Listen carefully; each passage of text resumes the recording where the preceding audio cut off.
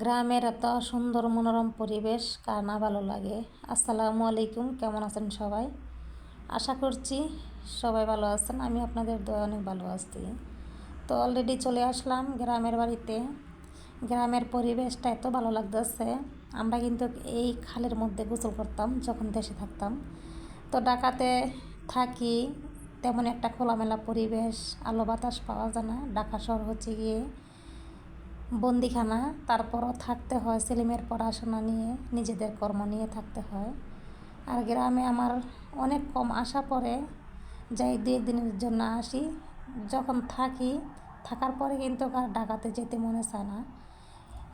2-1 দিন যখন গ্রামে থাকি তখন গ্রামের মানুষের প্রতি একটা মায়া হয়ে যায়, আর ঢাকা যেতে মনে চায় না। আর এই গ্রামের মধ্যে জন্ম হয়েছি, বিয়ে হয়েছে গ্রামেই। গ্রামের মানুষের প্রতি তো একটা মায়া থাকবে, এটাই স্বাভাবিক।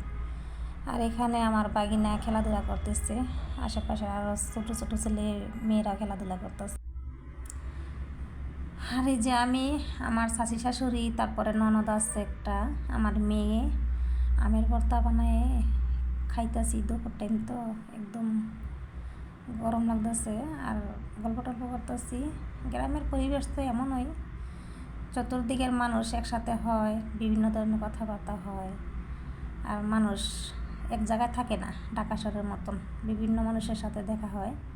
আর আমার বাবার বাড়ি কিন্তু পাশাপাশি, তেমন একটা দূর না। এখান থেকে 10 টাকা ভাড়া লাগে একটা নদী পার হইতে।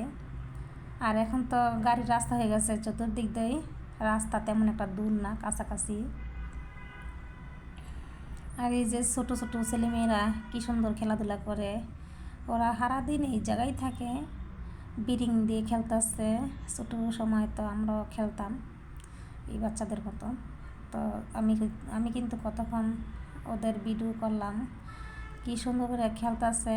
ওরে ওই দমক দেয়, ওরে ওই দমক দেয়, এত ভালো লাগতেছে। এটা কি বানতাছ? পাশাপাশি আমার ছেলে আম পাড়ার জন্য টোড়া দিয়ে কি করবা? বানতেছে। এটা দিয়ে টানা টানা কাঁচরা এই টোড়া দেখলে তো বয় যাইব গা আম ফইরা। আর আমি কিন্তু একটা কাজ আমার ছেলের বান্দা দেখে হাসতাছি। হয়তো বুঝে না এগুলো বান্দা টান্দা কীভাবে বান্ধে বা কীভাবে আম পারে। তো ওকে আমি শিখাইতেছি, আর ওই হাসতেছে। গ্রামের ছোটো ছোটো পোলাপানরা কিন্তু কত সুন্দর সুন্দর কাজ পারে, কত সুন্দর করে কাজ করতে পারে।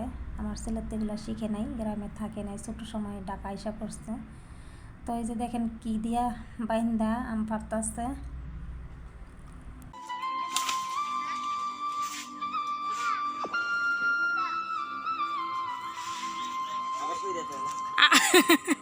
আবার সিরিয়া গেছে গা আয়ান বড়া নিয়ে আসো মামানি। ওই যে মেরে দেখো ইফরানা পুরে বলো।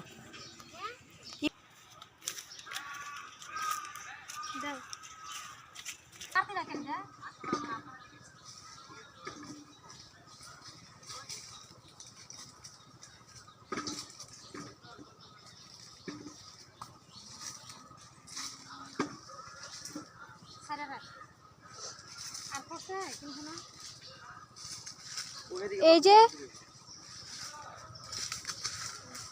দেখ ফারাই দিয়া রাখছো তুমি। আমের কালার মাথার ভিতরে করে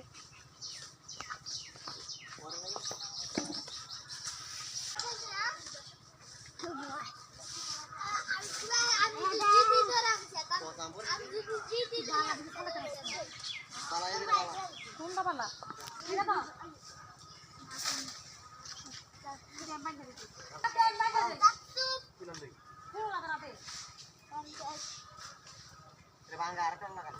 আমিও গ্রামের কাজ অনেক সুন্দর পারি না যেমন কোনো কাজ নাই।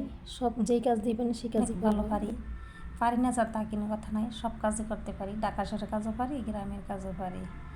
আর আমি ছোটো সময় কিন্তু গাছের মধ্যে অনেক উঠতাম, এখন ভয় লাগে গাছের মধ্যে তেমন একটা উঠি না। আর গ্রামেই তো যাওয়া পড়ে না, গাছের মধ্যে উঠবো আর কি। ছোটো সময় আমরা কত নদীর মধ্যে সাঁতরাইতাম, বড় বড় নদী। তারপরও সেই নদীতে একটুও ভয় পাই নাই। কত বান্ধবীদের সাথে সাঁতার কাটতাম, কত দূরে দূরে যাইতাম। আর সারাদিন তো খেলাধুলার উপরেই থাকতাম, তেমন একটা কাজকর্ম করতাম না। নানির বাড়ি ছিল কাছে। আমার যখন কাজের হুকুম দিত তখন কিন্তু নানির বাসায় আইসা করতাম। তো এইভাবে ছোটো সময় কাটতো। আর এখন তো নিজের সংসার হয়ে গেছে, একদিনের জন্য কাজ করার জন্য মানে কোনো দিকে যেতে পারি না। সব সময় নিজের কাজ করতে হয়, সকাল নাই বিকাল নাই সব সময় নিজের কাজে ব্যস্ত থাকতে হয়। তো ছেলে এই যে আমগুলো পারতাছে, আমি কিছু আম টোকাইয়া বলের মধ্যে রাখতাছি। অল্প কিছু আম আনবো ডাকাতে, এই কারণে বেশি আম পারবো না। যখন আবার পাকবে তখন এখান থেকে আম আবার ডাকাতে নিয়ে যাব। আমি আসি না আমের জন্য, আমার হাজব্যান্ডই আম নিয়ে যায় ডাকাতে। আর এগুলা মধ্যে আমার বাসুর আছে, তারপরে ননদ আছে। যখন আম পাকবে তখন ওরা এই পায়রা টাইরা সুন্দর করে বাগবন্ড করে নিয়ে যাবে। আর এই যে বাচ্চারা মাশাআল্লাহ, ছোটো ছোটো বাচ্চাদের দেখলে সবাই কিন্তু মন ভালো লাগে, কারণ এগুলো হচ্ছে গিয়ে শিশু। ওরা যখন খেলাধুলা করে অনেক ভালো লাগে আমার কাছে। আর ঢাকা শহর তো আমাদের বাসার নিচেও অনেক ছেলেমেয়েরা খেলাধুলা করে। আমি মাঝে মধ্যে দমক দিই, অতিরিক্ত চিলাচিলি করলে নিচে যাইয়া কিন্তু ওদেরকে দমক দিই। দমক দিলে কি তারপরও আবার আসে। ছোটো ছোটো পোলাপাইন কোথায় যাবে, গ্রামে তো অনেক জায়গা আছে, বিভিন্ন জায়গায় যে ছোটো ছোটো বাচ্চারা খেলাধুলা করে। ঢাকা শহর তো আর এই সুযোগটা পায় না। আর যারা স্কুলে যায় তারপরে পড়াশোনা করে তারা তো তেমন একটা বের হয় না, সবাই তো আর পড়াশোনা করে না। আশেপাশে কোনো পোলাপাইন ছিল না, এই কারণে বেশি আম নিতে পারি নাই। আমার ছেলে যা পারছে তাই নিয়েছি। তো এই কটা আম কতক্ষণ লাগাইয়া পারলাম। আর এই যে সামনে গাছ আম আছে, এগুলা পাড়ার আর মানুষ নাই। আমি যে পারবো বা বেশি করে ডাকাতে আনবো, মানুষ নেই, পোলাপাইন নেই আশেপাশে। আগে তো মানুষ, অনেক মানুষ থাকতো, এখন আর নাই। ওরা আসে আবার বিকেল টাইম হইলে, তো আমি তো ডাকাতে আইসা করবো, এই কারণে যা পারছি তাই নিচ্ছি। আর এই যে এখানে 3টা আমের চারা, আবার এগুলো আমি নতুন করে নিজেই লাগাইছি, মাশাআল্লাহ অনেক বড় হয়ে গেছে। আর এই যে আম গাছ, কাঁঠাল গাছের মধ্যে কাঁঠাল আসছে, আমি একটা কাঁঠাল নিয়ে যাব ডাকার জন্য। তো এই কাঁঠাল দিয়ে একটা রেসিপি তৈরি করব। ছোটো কাঁঠালই নিব, বড় কাঁঠাল নিব না। বড় কাঁঠাল দিয়ে কে খাবে, ঢাকা শহরে তেমন খাবারের মানুষ নেই, এটাই থাকবে আমার, খাবে কে।